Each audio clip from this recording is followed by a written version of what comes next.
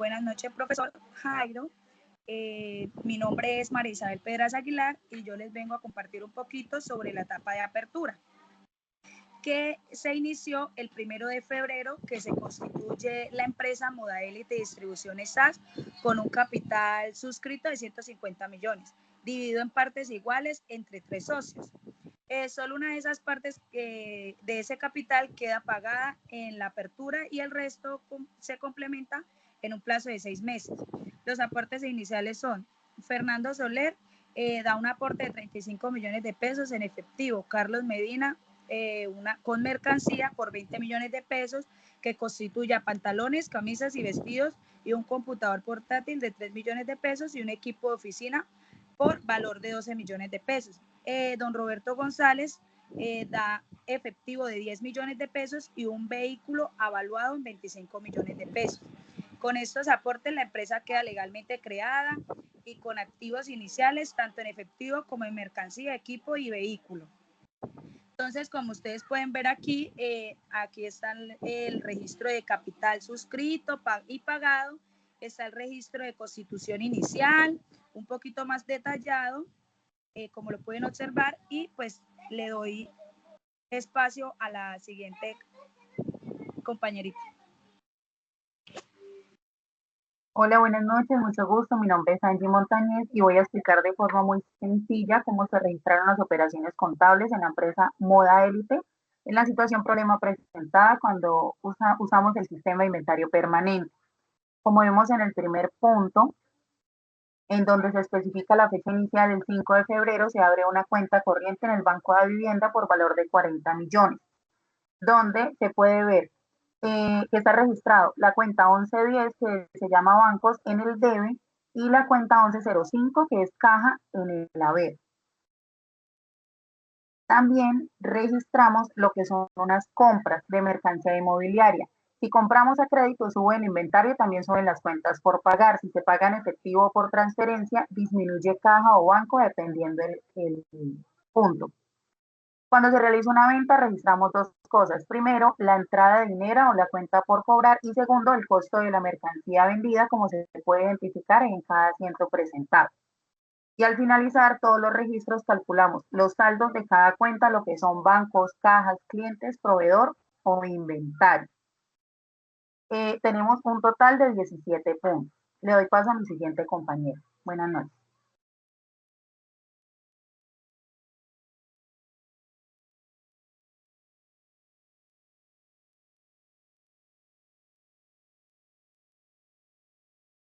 Bueno, buenas noches, mucho gusto. Mi nombre es Daisy Joana. Buenas noches, compañeras. Buenas noches, profesor Jairo. A mí me corresponde la etapa de cierre. Para la etapa de cierre se realizaron unos ajustes contables el día 28 de febrero, donde la empresa recibe una devolución de 10 pantalones que se había realizado la venta, y pues como se puede confirmar ahí, se devuelven al debe a precio de público, digamos a precio de venta. Pero pues también hay una mercancía no fabricada por la empresa, que son los mismos pantalones a precio de costo, que da el valor de 586.000, llevando al debe y al haber el mismo valor. También se puede realizar un ajuste contable en el tema de la etapa del cierre, al recibirse el extracto bancario en el cual se encuentra una diferencia faltante en libros de 150.000 pesos que estaban correspondientes a un gravamen de movimientos financieros. Entonces se lleva a una cuenta de gasto de impuestos al debe y a una cuenta de bancos al haber. De igual manera, se realizó una depreciación de los equipos de cómputo, del vehículo y los muebles y enseres que al inicial de la apertura pues se había hecho como ingreso a la empresa. Esa depreciación se llevó a cabo por 5 años, que es un total de 60 meses.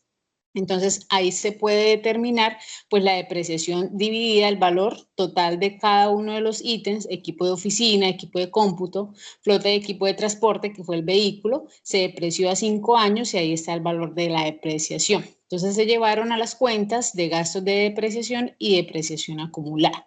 Y por último, se requiere la causación de un gasto de una compra que se realizó por un sistema de seguridad que se adquirió el 18 de febrero. Entonces se realizó el ajuste contable por mantenimiento y reparaciones que se llevó al gasto y al banco al haber del pago. Sigue mi siguiente compañera. Buenas noches, muchas gracias. Mi nombre es Caterine Parra. Bueno, les voy a explicar un poco de cómo realizamos el CARDES. Sacamos la información de la etapa de movimiento, donde nos indicaban que el 8 de febrero se había hecho una compra de 50 shorts. Lo registramos en el movimiento de inventario, que se realizó la compra el 8 de febrero. Realizamos el ajuste de la venta del 8 de febrero de 5 shorts, que también nos los mostraron en la etapa de movimiento.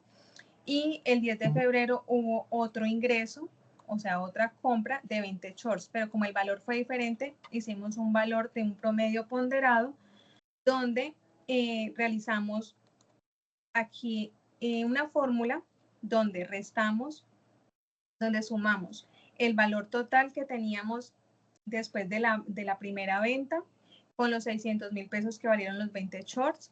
Luego ese valor lo dividimos entre el valor total con la cantidad de shorts que nos quedaron, y así nos da un valor de promedio ponderado de 43,846. Eso lo realizamos con todas las prendas que teníamos en esta etapa de movimiento, que fue la misma información que utilizamos en el registro contable.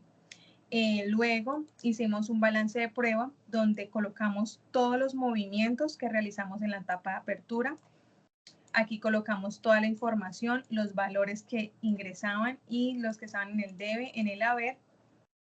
Esta misma información la colocamos en los estados financieros, es la misma información, solo que es mucho más organizada para poder empezar con el paso 1, 2 y 3 que va a explicar mi próxima compañera. Muchas gracias.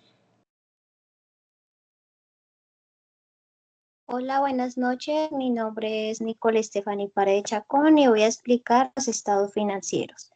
En el primer paso se clasificó cada una de las cuentas de balance de comprobación como reales o de balance, o nominales o de resultado.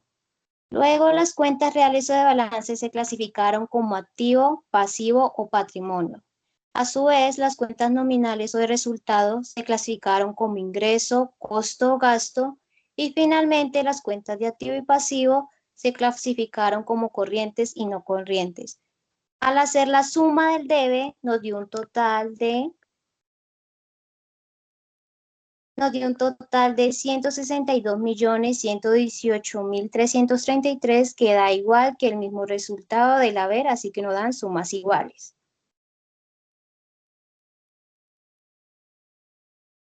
En el paso 2, se elaboró el estado de resultados con las cuentas nominales o de resultado, que se clasificaron en ingresos, costos y gastos. Ahí se muestra la tablita de estado de resultados, donde la utilidad bruta nos dio un total de 2.908.343.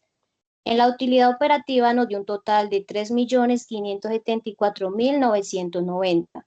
En la utilidad antes de impuestos nos dio un total de 3.574.990. Y en la utilidad meta nos dio un total de 2.323.744.